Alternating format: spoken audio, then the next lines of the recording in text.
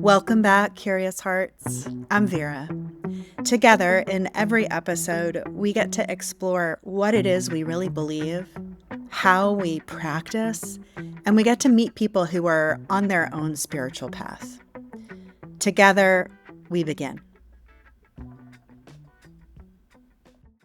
I want to tell you two stories. And these are two moments in my life that are separated by maybe a year.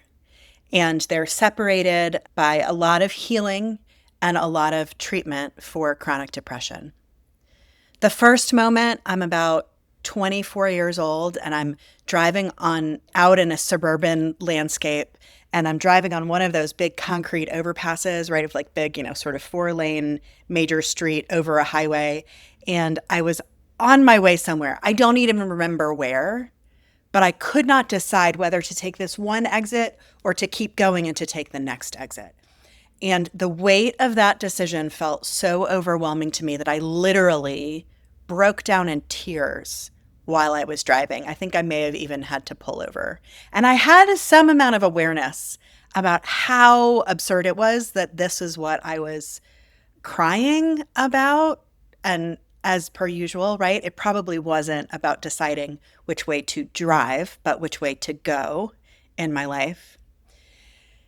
And it was, to me, it's one of those touch points of like, oh, that was a moment in time when I was so full of fear and anxiety, and I felt the weight and the pressure of every decision that I was making, and I was so scared of making the wrong decision.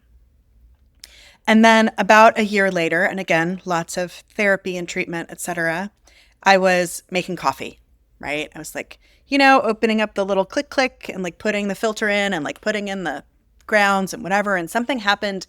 And I think I picked up the basket and I dropped it and it spilled like wet, gross coffee grounds all over the floor.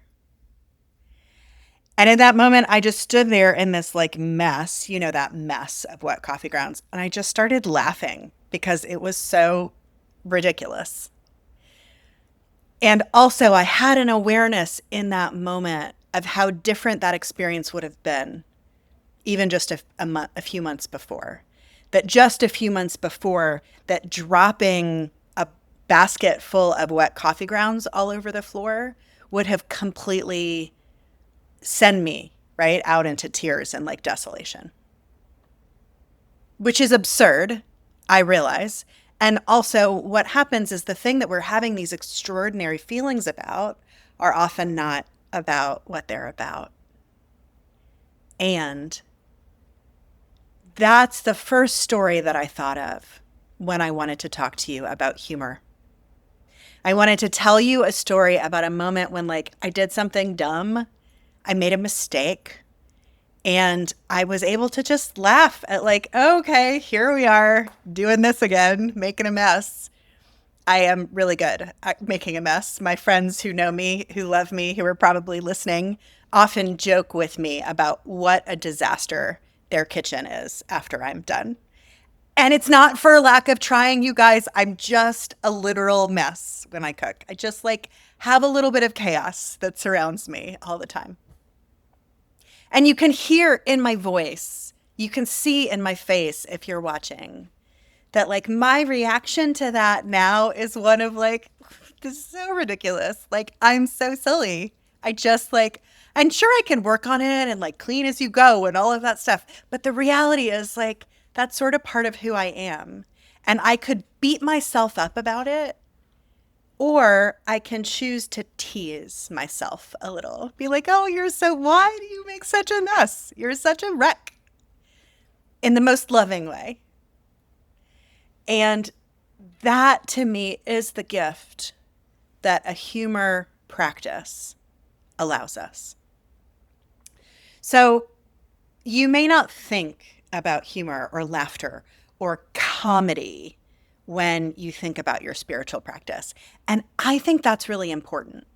I think that we often approach our spiritual life and spiritual practices with the weight of it. I mean, and I don't want to dismiss that. Our spiritual practices bring a tremendous amount of value and density and significance into our lives.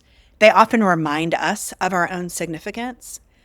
But when things are significant, sometimes that heaviness like drags us down and we become very serious, devoted practitioners. And that serious devotion is important sometimes. But if that's all we're doing, what is the point? And this is the thing that I have seen about teachers, spiritual teachers that are really wise.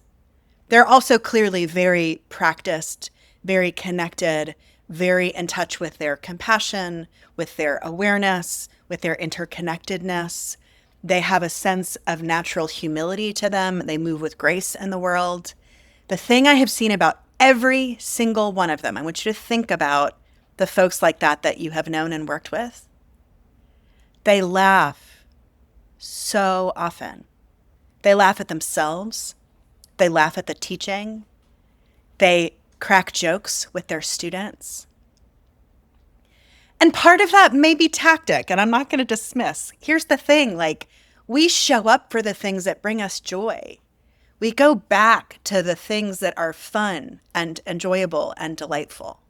And so as a spiritual teacher, as a spiritual practitioner, if we can anchor our practices in a sense of delight and joy and fun, oh, that was fun, let's do that again, we're more likely to show up and do the practice, right? If our meditation teacher is sort of a casual stand-up comic, we're more likely to go back to sit in meditation because the last time we were there, we laughed a lot. And maybe we don't even remember laughing a lot, but we do remember that feeling of the way that laughter affects us. I have had the tremendous privilege of being in space with the Dalai Lama. And it was just once, and he was on a trip to New Orleans, and I was seeing him speak in this giant stadium. And I remember him being all dressed up in his saffron robes, and he had a visor, which inherently visors are just funny. And the Dalai Lama wearing a visor is its own volume of hilarity. But it was because the lights were bright, right? And so he was trying to do that. And he had one of those Madonna headset mics, which is also hilarious. And the thing I remember viscerally to this day, I remember almost nothing about the words that he said. But what I remember is how childlike he was, in how he was teaching, in the way he responded to questions, the way that he engaged with the world around him in a sense of delight. And that often meant he was making jokes about things, and he laughed and giggled almost the whole time. And that laughter and giggling and silliness was contagious to the entire auditorium. And so that as we left, I think we all felt a sense of lightheartedness, right? That's one of the ways that laughter can impact us. It's one of the ways that we talk about something that is funny, quote unquote, funny or humorous. That's lighthearted. But I also want you to think about what laughter does to your physical body, right? And the way that when we laugh, when a joke happens, when number one, we can't really control our reaction to it. It hits that funny bone and you're just what? That is and suddenly it's a feeling of intense presence. You're only here in the moment, enjoying in that laughter. And also a sense of surrender. There is a way that laughter softens our hard exterior, our armor. And that often when we approach our spiritual practices with a sense of seriousness and heaviness all the time, that seriousness and that heaviness becomes a facade of protection. And if we want to experience the full range of what is possible in this human life, beginning to soften ourselves and allowing ourselves to laugh is a tremendously important practice. So I also want to talk about like anchoring this into some other practices and what my lineage teaches. And I won't teach a whole lot about this. I won't go too much into depth because I do want to give you a couple of suggestions about ways that you might put this into place in your spiritual practice, in your everyday life, in your perspective and how you see the world. So I'm going to narrow this down very quickly. The way that I was taught through what I understand as the Sri Vidya tradition is that, which is a tantric practice inside of the yoga tradition widely, but that one of the ways that we are interacting with the world is in various flavors of life. Okay, so we were talking a second ago about this like heaviness and the seriousness, right? That would go inside of this. That there are ways of recognizing kind of the mood of a experience, of a piece of art, of a story, and that sometimes they're sort of very lighthearted and playful. Sometimes I'm just thinking in my head about like the different rasas. Some of them are sort of erotic, almost like that sort of like erotic love, romantic love. Sometimes there's a sense of like courage and like a call to battle and a call to arms. In the tantric tradition, there is a belief that the way that we experience our emotion is through a sort of sense organ of emotion. So what a sense organ like, so I'm hearing, right, through my ears. My ears are the sense organ, and my ability to receive sound through my ears is hearing, right? Hearing and sound are two different things. Yeah? Okay, so if we take this and apply it to emotion and to our emotional realm, that there are what are called 9 rasas.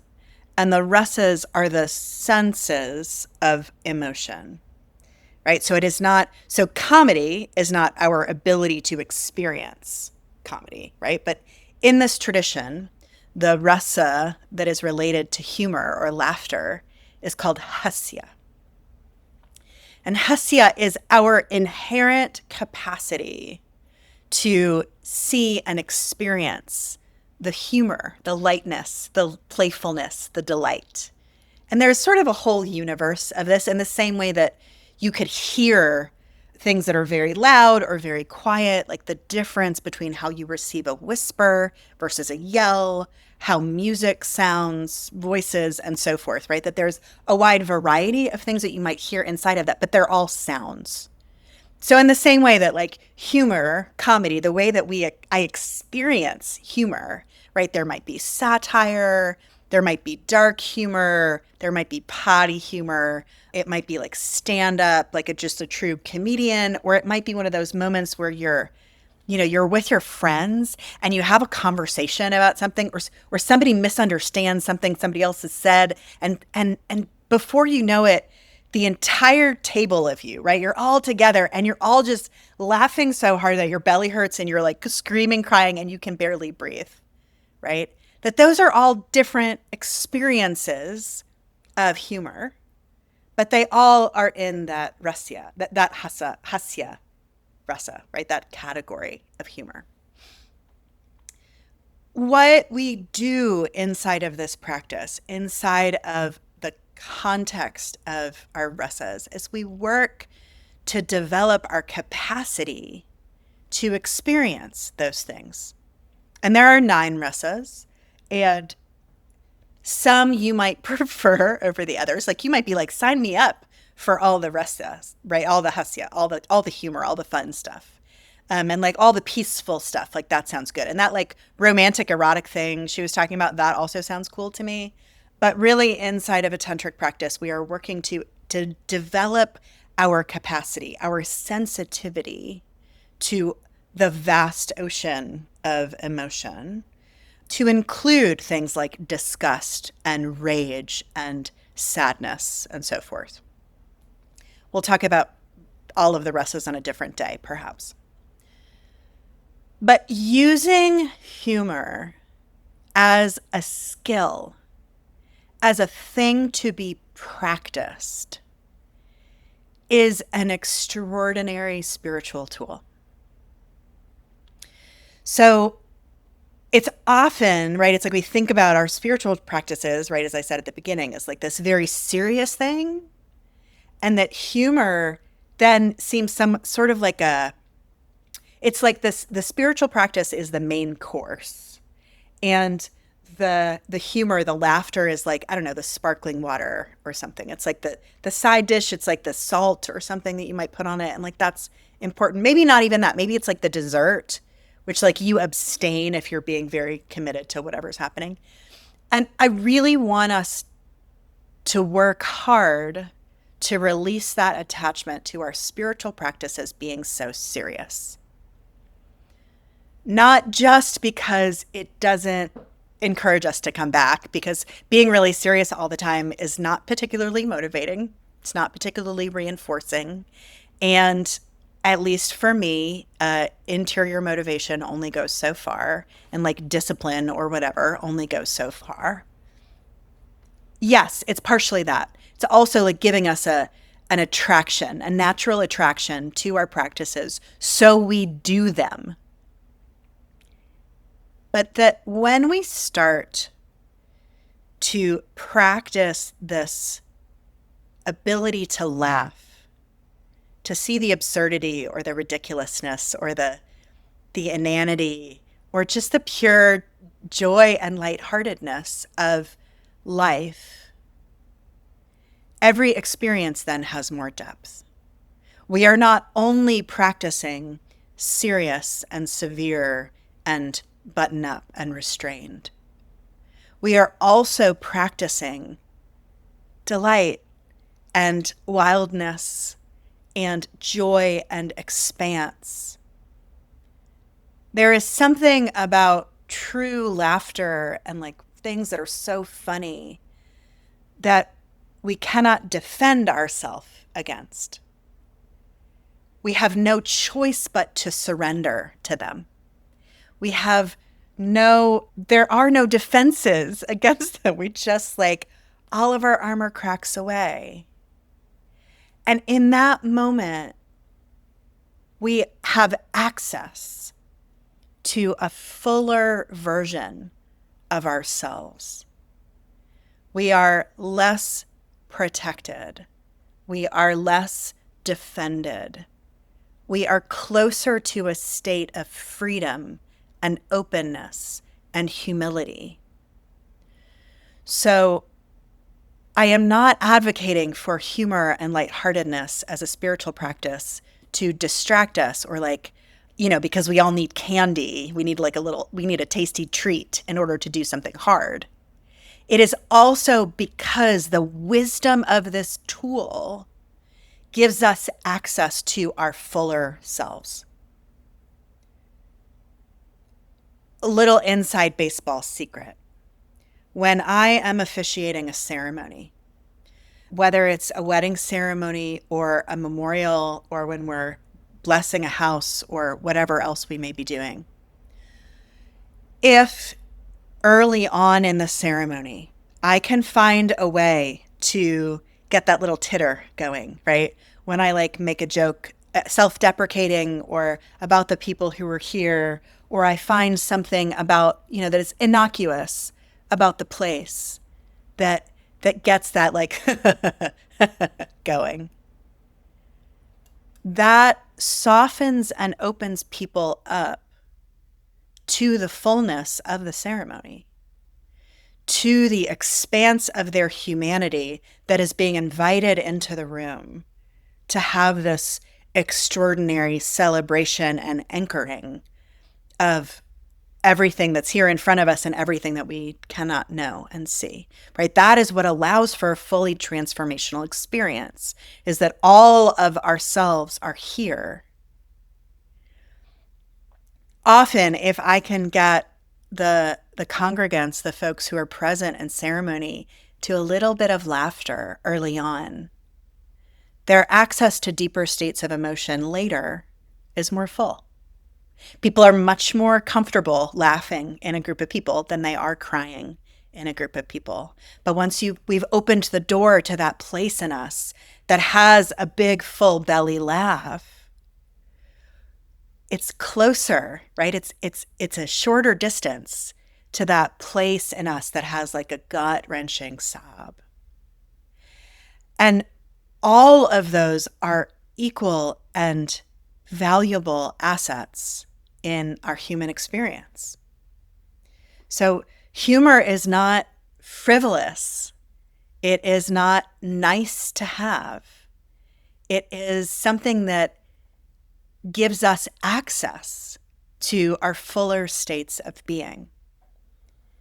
And I have to be honest, I think God or the divine or the universe is hilarious.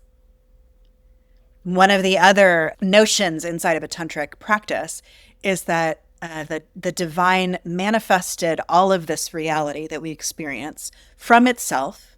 So there is nothing that we can see or experience or do that is not the divine manifested. And that manifestation, this creation that we're experiencing, is here purely for the delight of the divine. So if it is for the delight, like how could we be more holy? How could we be more devoted than by joining in that sense of delight and wonder and like, this is so silly. I mean, here's a perfect example. Like one of the invitations, one of the ways to do this is to like just in any moment beginning to experiment with like, what is funny about this? What is absurd or silly, or what have I been doing over and over again? How would a child with all their innocence and glee view what I am doing now, and like where is the delight in it? Okay, so here's a perfect example.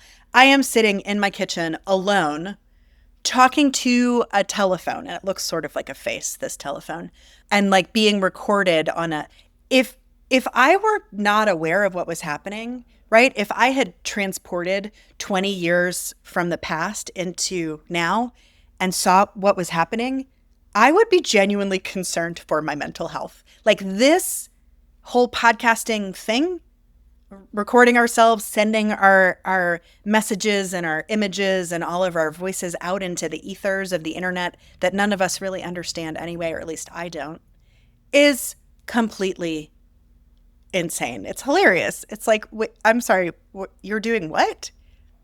You're sitting by yourself and talking to yourself for half an hour? Like, really? That's a thing that you do, actually? And then you like put it into a place where other people listen to it by themselves for an hour or for half an hour. Like, couldn't you guys just like sit down in the same place and talk to each other? Like, what is happening? Do you see that as a point of view, as a perspective? This is one of the entry points. One of the ways. It's like, okay, I'm going to get up in the morning and like put on all of these clothes and like make my features more visible and less visible with makeup. And I'm going to style my hair coiffed, right? So that it looks a specific way. And then I'm going to put on all these clothes and I'm going to get in a car or like on a bike or wherever and go somewhere and do a whole lot of stuff for 8 hours that mostly is just like sitting on a computer that I could do at home. And like the ideas of the things that we actually take very seriously in our everyday lives are kind of absurd, right? Like makeup is a perfect example. Like I already have lips. They're there. You can see my lips. They're here, right? But I have lipstick on them. So you can see them more? Like what? That's weird. You guys, like there are millions of hours of influencers recording themselves putting on makeup that is like so much makeup so that their face looks like a human face, which it looks like in the beginning. There are so many things that we do as humans that are just completely absurd and ridiculous. And I do not say that to denigrate any of the things that we do or to dismiss them. That finding the humor and the delight in things is a way of honoring and respecting them. I think that humor has been intentionally dismissed because it is so disarming. And because I think somewhere in us we are, I think, afraid of being that soft and that out of control. So here is another way that I want to encourage you to practice humor. When you notice yourself in a state of fear, and most of us can't actually catch ourselves in a state of fear. We don't really recognize. We often go into the behaviors that we do when we're afraid. So like I make a lot of lists when I'm scared. That's a key, right? Or I've been self-employed for 15 years and I go start looking at jobs, right? And now I just know that I'm doing that thing that I do when I'm scared. So maybe you know what that thing is that you do when you're scared. Maybe you hide. Maybe you like go under the covers and like eat Reese's Pieces and watch Murder, She Wrote. Or maybe when you're scared, you start cleaning. I was just saying to somebody else today, like, man, I wish I was a person who, when I was really anxious, I started to clean everything. Right? You know the thing that you do when you're scared. I want you to know that. And when you find yourself in that state of defaulting into a habit or a pattern that you do, when you are contracting, when you are withdrawing away from the thing that is scary to you, not to dismiss the fear. Your fear is valid and also holy. But instead of contracting and withdrawing away, use laughter, use comedy or humor or jokes or doing a silly dance as an intentional counterpoint to that. Not to eradicate the fear, because the fear is giving you information, but to be conscious in how we're responding to what we're afraid of. I sneak humor into my life every way I possibly can. And I believe that laughter is prayer. I believe that full belly laugh that comes from seeing something that is just so true is one of the deepest affirmations of existence. And in that way, I cannot imagine a more sincere prayer, a more sincere affirmation, a more sincere gratitude, a more sincere sense of awe in this like mystery of existence. So I seek out comedians who I think are telling the truth. I think that when someone tells the truth in a way that surprises our brain, that unlocks everything. If you have ever had the opportunity to see theatrical clowning or to actually experience theatrical clown, it is when we think about clowns, we often go to like Barnum and Bailey, and like there's a whole unfortunate like fear that got built up about clowns, which is unfortunate. But theatrical clown is a way of exaggerating and committing to these human things that we do that are just so absurd that you cannot help but laugh at them. So I'll find some links and I'll drop them in the show notes. I want you to Just go check it out if you've never seen Theatrical Clown. And if you ever have the opportunity to do a clowning workshop, I cannot encourage that enough because it connects us inside to a part of ourselves that is always delighted, that is always lighthearted, that is always expansive. Because true humor, true comedy is always expansive. Always. So the last thing I will say is that when we can laugh at ourselves, when we can laugh at the things that we take very seriously, it's a way of building perspective. So I want to go all the way back to the story that I told in the beginning about driving and like losing my shit and, sobbing behind the wheel versus like spilling the coffee grounds, right? That I could have just as easily, right, realized the absurdity of like, sweetheart, it's like the difference of about 90 seconds. You're going to get there. This is so silly. Why are we worried about this? Versus the coffee grounds could have fallen all over the ground and I could have spiraled out into that same place of, you're such a mess. What is wrong with you? You always make a mess of things, right? So suddenly I'm able to change the story or even keep the story, but change my perspective of myself and of the story. Oh, sweetheart, you're so silly. Why is it that you always make such a mess? You're kind of an adorable disaster. That the core statement is the same. The perspective is what's different. So when we can learn to practice that sense of lightheartedness and humor, and many of us may need some outside help for a while. You might need to read funny things or watch comedians or, watch sitcoms. Like don't beat yourself up about seeking out things that are fun and funny. That is a skill that we are developing. And I just want to say, in the world right now, there is so much heaviness.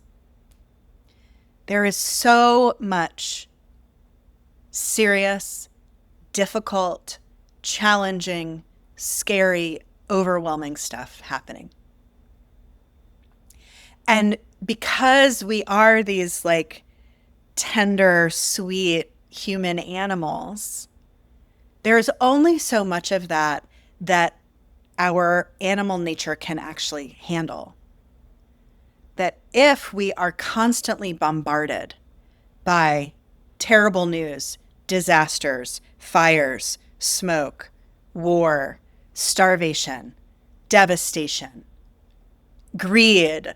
I mean, I could go on for a long time, right? And even me like saying those words, you might feel the energy around you and like in your body start to sink. Like, oh God, Vera, stop talking about the real world. We are not wired to be in that state all the time. And so we must learn ways to skillfully reset ourselves. So I want you to notice what I just said, to skillfully reset ourselves. I don't want anyone to be confused by what I'm saying in this episode or ever when I talk about humor and joy and play. At no point am I encouraging you to withdraw from the devastation of the world into endless hours of sitcoms or comedians or funny books or, just don't take it too seriously. It's like, we're born and then we die and like, none of us get out of here alive, et cetera, et cetera. That is not at all what I'm encouraging.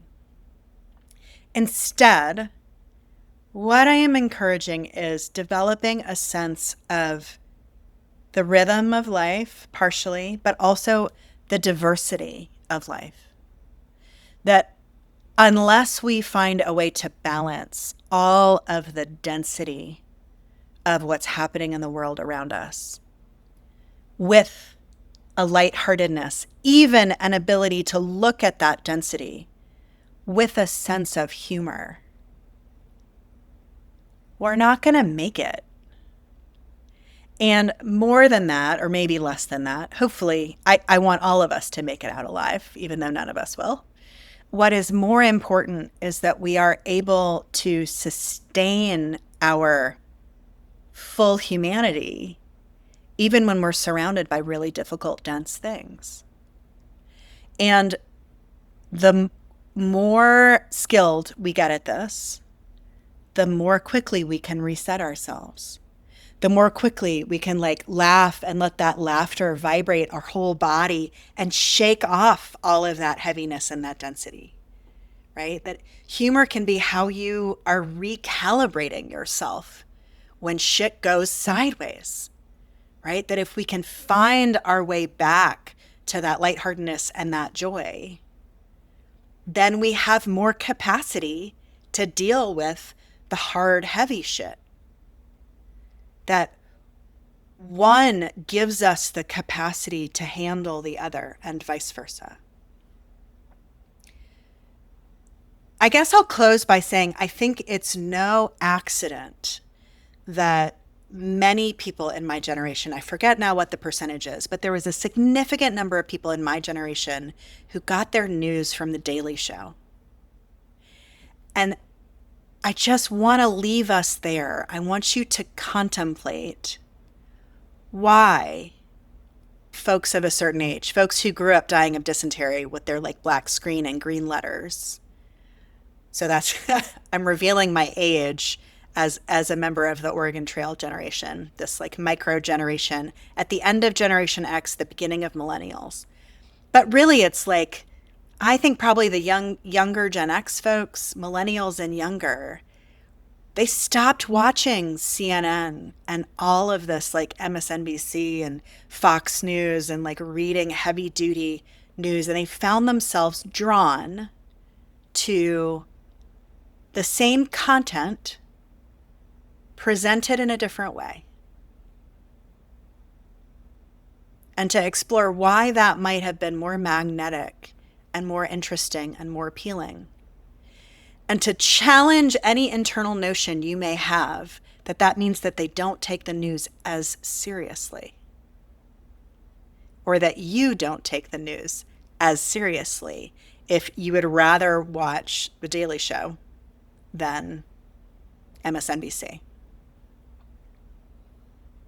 And as a final parting note, I will leave you a couple of gems in the show notes, some of my favorite comedians who often talk about very heavy, very serious things that are happening in a way that is very funny.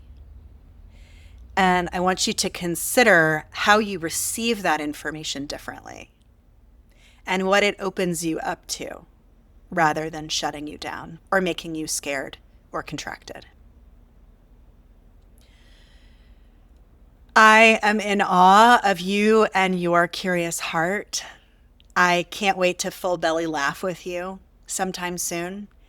And if there is anything that I can do for you on your journey, please don't hesitate to reach out.